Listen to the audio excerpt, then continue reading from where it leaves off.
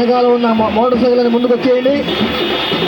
వెనకాల బండ్లు మొత్తం ముందుకు వచ్చేయండి, ఎదురుకు వచ్చేయండి. వెనకాల వాళ్ళు వచ్చేయండి, ఎదురుకు పడండి, నడుస్తూ ఉండండి. రావాలి, వెనకాల నుండి ఎదురు రావాలి, నడుస్తూ ఉండాలి, ఎదురుకి నడుస్తూ ఉండాలి. నడవండి వెళ్ళవండి.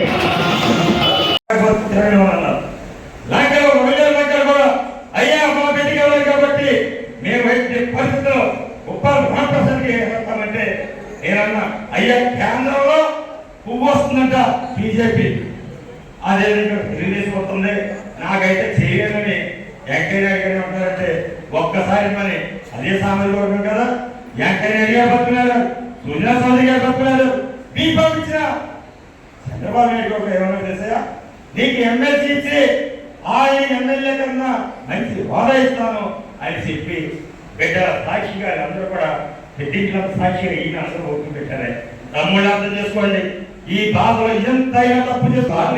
ఈ మాయ మాటలు విని విని విని ఆయన కూడా ఇసుకొచ్చింది. కాకపోతే ఏం చేస్తున్నారు తెలుసా? ఈ డబ్బు సంచులు ఈ మోటార్ ప్యాకేజీ పెడుతున్నాడు. ఈ ప్యాకేజీకి అమాయకులైనటువంటి బలైపోతున్నారు. ఒక అక్కడ వేస్తున్నాం, తోసేస్తున్నారు, షెడ్డు తోసేస్తున్నాడు. మళ్ళీ అది కనపడింది.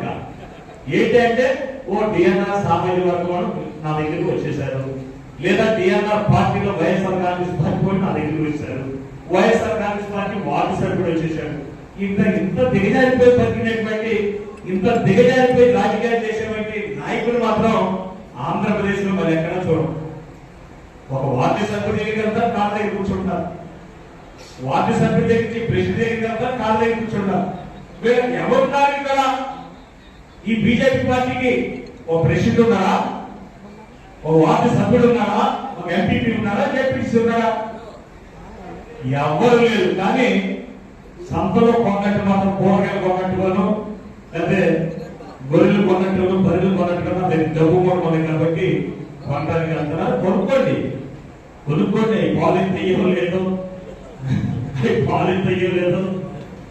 ఏం చేస్తే రేపు తెలుస్తుంది ఎన్నికల. ఎందుకంటే కొనుగోలు చేసినోడికి తెలుస్తుంది, అమ్మకు అయినోడికి తెలుస్తుంది ఎన్నికలు అయిన తర్వాత. ప్రజల ముందుకు వెళ్తే చెబుతారు మన గురించి. కనుక నేను ఇంకా ఎక్కువగా మాట్లాడవలసిన లేదు.